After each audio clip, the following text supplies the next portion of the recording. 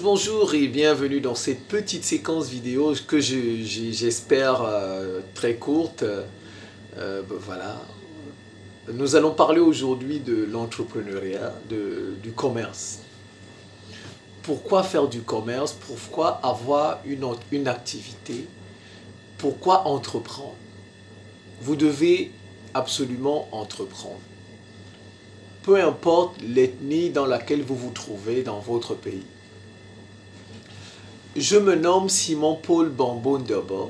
Je suis le ministre de la Défense de l'Afrique, ministre de la Défense du peuple noir, ministre d'un monde multipolaire, ministre de la réciprocité dans les relations internationales et ministre de l'éducation continentale africaine. Pourquoi il est très important d'entreprendre? Vous devez entreprendre. Peu importe le domaine dans lequel vous vous trouvez. C'est une question de domination, c'est une question d'hégémonie, c'est une question de puissance. Retenez bien ceci, retenez ce que je vais vous dire, ce qui va sortir tout de suite. Ne laissez jamais l'économie de votre pays, ne laissez jamais le commerce dans votre pays entre les mains d'une seule ethnie ou bien entre les mains des étrangers. C'est une erreur très grave que vous êtes en train de commettre.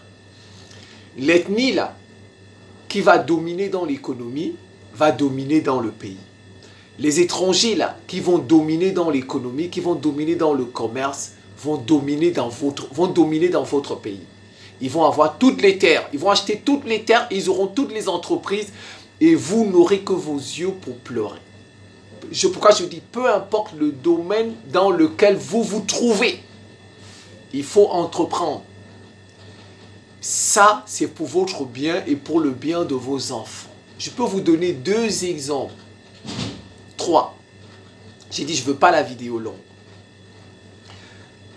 Pourquoi vous devez entreprendre? Parce que si vous laissez l'économie, le commerce, entre les mains d'une seule ethnie, ou bien entre les mains des étrangers, c'est l'argent. On dit le nerf de la guerre, c'est l'argent. Celui qui a l'argent, il finit par être le patron. Celui qui a l'argent devient le patron. D'accord. Bien sûr, il y a des travailleurs qui sont riches. Messi, Lionel Messi, c'est un travailleur, il est riche. Mbappé, c'est un travailleur, il est riche. On peut être travailleur et être riche. Mais seulement, l'argent, ça s'utilise. Il faut ensuite investir cet argent. S'il n'investit pas cet argent, ou bien s'il ne le garde pas en banque, parce qu'en banque, il y a un intérêt. Un intérêt qu'on donne quand vous gardez de l'argent. Vous faites un compte d'épargne, il y a un intérêt. On peut vous verser des intérêts et vous pouvez vivre des intérêts. Donc les gens comme Lionel Messi, Mbappé, Neymar, tout ça, les footballeurs, peuvent, l'argent qu'ils ont gagné, c'est des travailleurs, Mais il va falloir qu'ils pensent à investir leur argent s'ils veulent peut-être devenir plus grands ou bien constituer un compte d'épargne où la banque va leur verser des intérêts. Vous voyez? Moi, c'est bon les exemples, Les exemples, c'est mieux. Je vais vous aider. Je commence par mon pays, le Cameroun. Au Cameroun, nous avons une ethnie qu'on appelle les Bamileke. Je vais vous parler aussi des Nigérians. Et puis je vais parler de la Côte d'Ivoire et peut-être de la Chine. Au Cameroun, nous avons une ethnie qu'on appelle les Bamileke. Dans les années 60, ils ne sont pas de Douala. Vous voyez, la ville de Douala, la ville de Yaoundé. Douala, c'est la capitale économique du Cameroun. Yaoundé, c'est la capitale politique. L'ethnie là qu'on appelle les Bamileke, ils ne sont pas de Douala. Ils ne sont pas de Yaoundé. Ils viennent de l'ouest du Cameroun. La province de l'ouest, la région de l'ouest. Vous voyez, ils ont émigré. Ils ont émigré à Douala. Ils ont émigré à Yaoundé. Vous voyez, l'ethnie là. C'est pas, donc Douala, Yaoundé, c'est pas leur ville. C'est pas leur village. Mais quand ils sont arrivés dans les années 60, 50, 60, ils ont commencé à faire les basses tâches. Ils étaient des cordonniers, des vendeurs de cigarettes, des petits choses. Ils avaient les marmites dans les maisons des bonnes, les boys. Mais peu à peu, ils faisaient leur petit commerce. Ils avaient leur petite caisse qui vendait des cigarettes pour vendre les chuis un peu.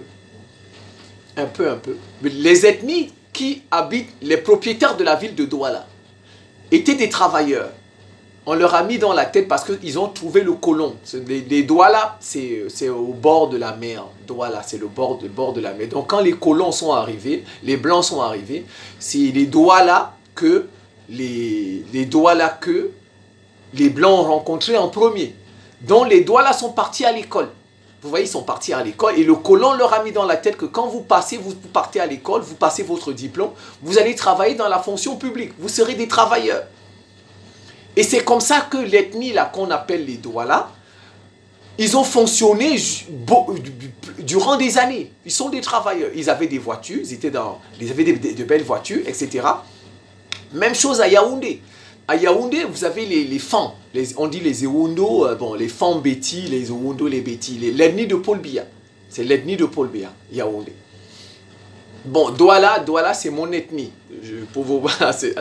Voilà. Donc, qu'est-ce que nos ethnies, la Douala et les ethnies de Paul Biya Yaoundé, c'est des travailleurs, c'est des fonctionnaires. Bon, on leur a mis dans la tête que quand vous passez votre diplôme, vous allez à l'école, et après vous aurez une place dans le travail, à la fonction publique, vous allez travailler, Mais sauf que le salaire ne rend pas riche.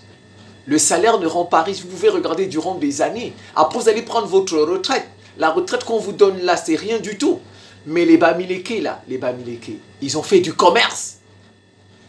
Et ils ont aujourd'hui, 50 ans plus tard, 60 ans plus tard, 70 ans plus tard, ce sont eux qui détiennent la ville de Douala, ce sont eux qui détiennent la ville de Yaoundé.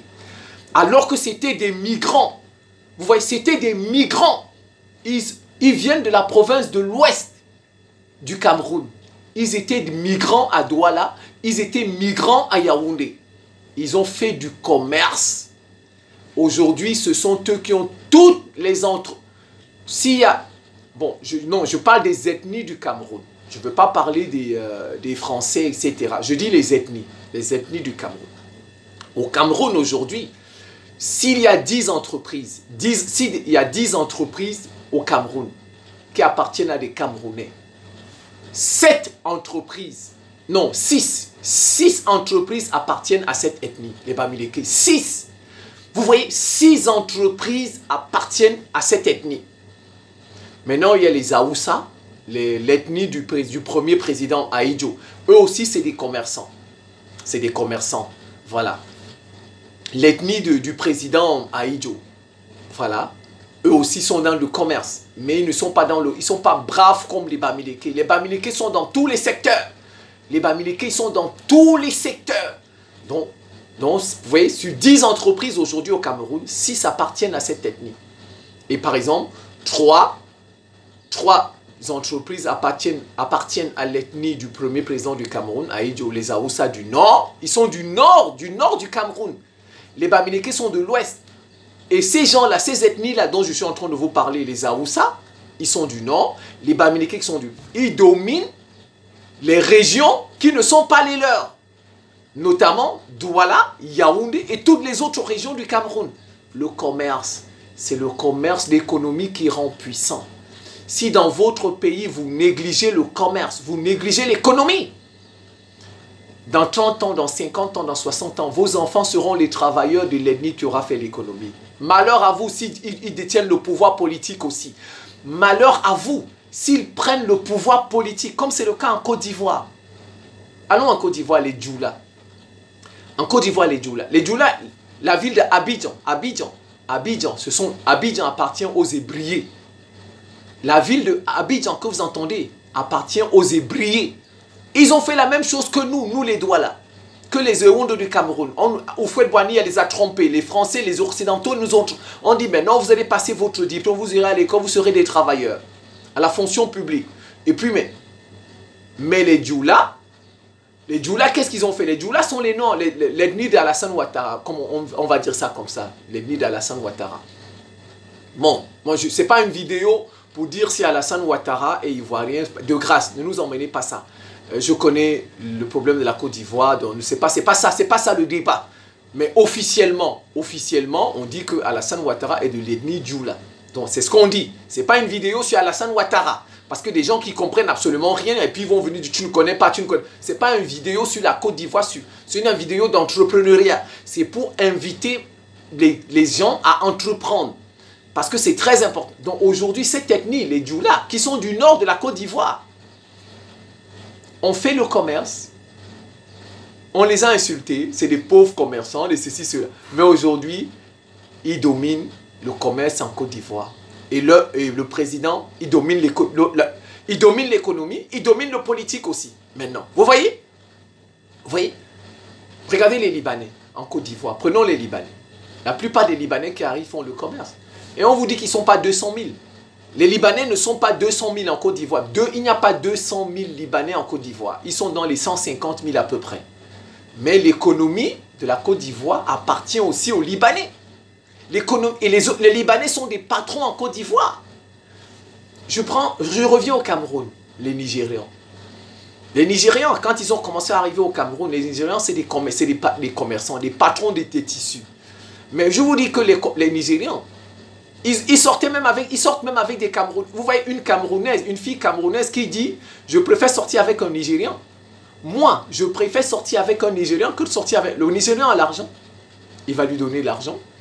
Il a l'argent. Vous savez, les femmes ne sont pas comme les hommes. Les hommes, ils cherchent leur plaisir, le sexe. C'est ce que les hommes cherchent. Les hommes ne connaissent même pas leur intérêt. Les hommes. En tout cas, je dis s'il faut comparer les hommes, les femmes connaissent mieux leurs intérêts que les hommes. Une femme ne peut pas rester avec vous si vous ne lui apportez pas quelque chose. Si vous ne lui apportez pas quelque chose, une femme ne peut pas rester avec vous. Quelque chose de matériel, de visible que les gens voient. Si une femme reste avec vous et que vous ne lui apportez rien, c'est que cette femme-là, elle vous aime. Elle est amoureuse de vous. Vous voyez? Donc vous voyez, aujourd'hui, même au Cameroun, il y a des femmes qui préfèrent sortir avec des Nigérians que de sortir avec des Camerounais comme nous. Parce que toi, tu n'as pas d'argent. Et l'ethnie qui domine le commerce va épouser vos filles. L'ethnie, là, leurs hommes vont épouser vos filles. Mais vous ne pourrez pas épouser leurs filles. Chez nous, au Cameroun, les Bamileke, les hommes Bamileke, ils épousent les femmes des autres ethnies. Parce qu'ils ont l'argent. Ils peuvent entretenir une famille, entretenir une femme. Mais nous, nos ethnies, là, nous, là, qui ne sont pas dans le commerce en majorité, c'est difficile. Je ne dis pas qu'il n'y en a pas. Il y en a qui ont épousé des femmes Bamileke, mais c'est rare, on les compte. C'est rare, c'est difficile. C'est difficile d'épouser une femme Bamileke. Je vous dis, il y en a peut-être 1, 2, 3, mais c'est rare. Vous voyez, même en Côte d'Ivoire, vous allez trouver des Libanais qui ont épousé des Ivoiriennes, mais la réciproque n'est pas vraie. Parce qu'ils ont des moyens. En Côte d'Ivoire, encore, vous allez voir des Djoula ou bien des étrangers, des Burkinabés, qui ont épousé l'ethnie de Houphouët-Boigny, les Baoulés. Mais vous n'allez pas trouver, c'est difficile de... Je ne dis pas que ça n'existe pas, mais c'est difficile, ils ne sont pas nombreux. C'est difficile de trouver un Baoulé, un homme Baoulé qui a épousé une femme Djoula. Parce que ceux-là sont dans les... Vous voyez, il faut entreprendre. Ne laissez jamais l'économie... Ce n'est pas une vidéo sur la guerre. Les armes nucléaires, les bombes, ce n'est pas une vidéo sur... Je prends le cas de la Chine, par exemple. La Chine, vous voyez, la Chine s'est lancée dans l'économie. Et aujourd'hui, la Chine est la première économie du monde. Elle dépasse les États-Unis aujourd'hui. L'économie, ils n'ont pas... La Russie a laissé l'économie. La Russie, et pourtant la Russie a le même nombre de population que le Japon. Le Japon, c'est à peu près 150 millions d'habitants. La Russie aussi à peu près. Mais, vous voyez, le Japon a failli devenir la première puissance économique mondiale. Je ne parle pas, ce n'est pas une vidéo militaire. C'est une vidéo sur l'économie. Je veux encourager les gens à entreprendre. La Russie est la première puissance militaire. Vous voyez, la Russie a développé le militaire, mais elle n'a pas développé l'économie. C'est maintenant, sous Poutine, qu'ils sont en train de le faire. Vous voyez? Et quand vous allez entreprendre, vous aurez beaucoup d'idées. Les gens qui entreprennent, vous voyez, on dit c'est en forgeant qu'on devient forgeron. Vous aurez tellement d'idées. Parce que quand vous allez investir votre argent, vous allez penser, ah ben tiens, il manque ça, il faut que je fasse. Même si, je vous dis, même si vous êtes professeur d'histoire géo, ayez une activité. Même professeur d'histoire géo, ayez une activité. Si vous êtes médecin, ouvrez votre petit cabinet. Si vous êtes infirmière, ouvrez un petit centre de soins. Peu importe le domaine dans lequel vous vous trouvez, faites une activité commerciale dans votre domaine. Ne laissez pas l'économie de votre pays entre les mains d'une seule ethnie. Ne laissez pas l'économie de votre pays entre les mains des étrangers. Cette ethnie-là, ou bien ces étrangers-là vont vous dominer. Ils vont dominer vos enfants. Sur le long terme, au bout de 50, 60, 70 ans, ils vont vous dominer et ils vont gérer votre pays. Et ils vont avoir toutes les terres dans votre pays. Et vous n'aurez que vos yeux pour pleurer. Aujourd'hui, les Hébriers à Abidjan n'ont plus de terrain à Abidjan, alors qu'à Abidjan, c'est leur village, les Hébriers. Les Douala, à Douala, la population qu'on appelle les Douala, n'ont plus de terrain à Douala. Les terrains appartiennent aux Bamileke. Tous les terrains appartiennent aux Bamileke aujourd'hui. Les grandes maisons, tout appartient aux Bamileke. À Yaoundé, presque même chose. Ne laissez pas l'économie de votre pays. Et vous savez, quand vous entreprenez, vous aurez beaucoup d'idées. Beaucoup d'idées. Ah, il manque ceci, il faut que je fasse ceci. Oh, je peux créer ceci, je peux inventer. Je peux envoyer mon fils à l'université pour qu'il fasse telle branche. Comme ça, il va me fabriquer telle ou telle machine pour faire ceci, pour faire cela, etc. Vous voyez, c'est comme... Regardez Elon Musk. Regardez les Elon Musk. Tous les jours, ils ont de nouvelles idées. Parce qu'ils forgent. C'est en forgeant qu'on devient forgeron. Chaque fois. Après, il fabrique ceci. Il trouve que, ben non, ça manque. Il y a quelque chose qui... Vous voyez, l'entrepreneuriat donne des idées. C'est pourquoi vous voyez, les entrepreneurs ont beaucoup d'idées. Ce n'est pas qu'ils sont hyper intelligents plus que vous. Non, c'est parce qu'ils forgent, ils entreprennent. Et chaque fois qu'il va entreprendre, il va voir qu'il y a quelque chose qui manque. Et il va chercher à créer cette chose, à fabriquer cette chose, et bien, etc. Même si vous êtes professeur d'histoire, je tiens à vous le rappeler, entreprenez. Je donne un exemple. Vous êtes professeur d'histoire, n'est-ce pas? D'histoire-géographie. Vous ne savez pas où vous allez entreprendre. Vous avez des connaissances. Commencez à écrire des petites brochures de 15 pages, de 20 pages. Vous photocopiez ça. Vous imprimez, vous mettez des agrafes et vous vendez. Dans les librairies, il y a des petites brochures de thèmes. Vous prenez tel thème, un thème de ça, vous développez, et puis vous vendez 15 pages. Et peu à peu, vous allez apprendre à imprimer des choses. Vous allez apprendre à éditer des choses et vous allez devenir imprimeur. Vous aurez votre propre imprimerie un jour. Vous aurez votre propre maison d'édition. Et pourtant, au départ, vous étiez professeur d'histoire-géographie. Vous voyez? Et vous serez dans l'économie. Et vous serez dans un domaine. Et peut-être qu'avec le temps, vous allez dominer dans ce domaine. Le domaine de l'impression, le domaine de l'édition. Vous voyez, c'est comme ça. Et dans tous les domaines, on peut entreprendre. Il n'y a pas, c'est pas que tel domaine vous dit non, ce domaine on peut pas. Dans tous les domaines, on peut entreprendre. Je viens de vous prendre un domaine très très difficile comme le domaine de l'histoire géo. N'est-ce pas? Vous avez vu qu'au bout, il peut entreprendre dans ce domaine et devenir un imprimeur. Et devenir un imprimeur et devenir un éditeur. C'est comme ça. La vidéo est déjà assez longue. Je vous prie. Bon, tout le monde ne peut pas être entrepreneur. Tout le monde ne peut pas. Ça c'est clair, c'est vrai. Mais dans chaque ethnie, il faut que la majorité de l'ethnie entreprenne. La majorité de l'ethnie doit entreprendre. Ne laissez pas le commerce, l'économie entre les mains d'une ethnie. Et chaque fois que vous construisez une maison, chaque fois que vous construirez une maison, mais construisez une boutique à côté. Construisez une boutique à côté, au bout là-bas. Comme vous voyez, quand on construit les maisons, n'est-ce pas, qu'est-ce qu'on fait? N'est-ce pas, on met toujours un garage. Un garage pour sa voiture, n'est-ce pas? D'accord? Si vous construisez votre maison, mettez un garage à gauche et à droite, mettez une place pour la boutique. Peut-être que votre femme va entreprendre dans cette boutique. Peut-être que votre fils va entreprendre dans cette boutique. Même si vous êtes étudiant, même si vous êtes élève, ayez un pied dans l'économie, dans l'entrepreneuriat. Si vous êtes par exemple étudiant, achetez une imprimante. Vous voyez, il y a des petites imprimantes là. Ça imprime, ça scanne, ça photocopie, etc. Avec un petit portable. Tout le monde aujourd'hui a un portable. Dans votre chambre à la cité universitaire, les gens peuvent venir faire des impressions chez vous. Les gens peuvent venir imprimer, faire des photocopies dans votre chambre. Moi qui vous parle, j'ai fait ça à l'université. Moi qui vous parle. Moi, pour ceux qui me... Moi, je suis parti de la maison de mes parents à 17 ans. Moi que vous voyez là, je suis parti de la maison de mes parents à 18 ans. À 18 ans. Et depuis, j'avais 18 ans. Plus personne ne m'a donné l'argent. À 18 ans. Jusqu'à, je suis vieux aujourd'hui là, vieux là. Il n'y a pas quelqu'un qui m'a nourri. Moi, je me suis nourri à partir de l'âge de 18 ans. J'ai commencé à travailler, à faire du commerce. Et j'ai payé mes études avec mon commerce, mon activité. J'ai tout fait avec ma propre activité.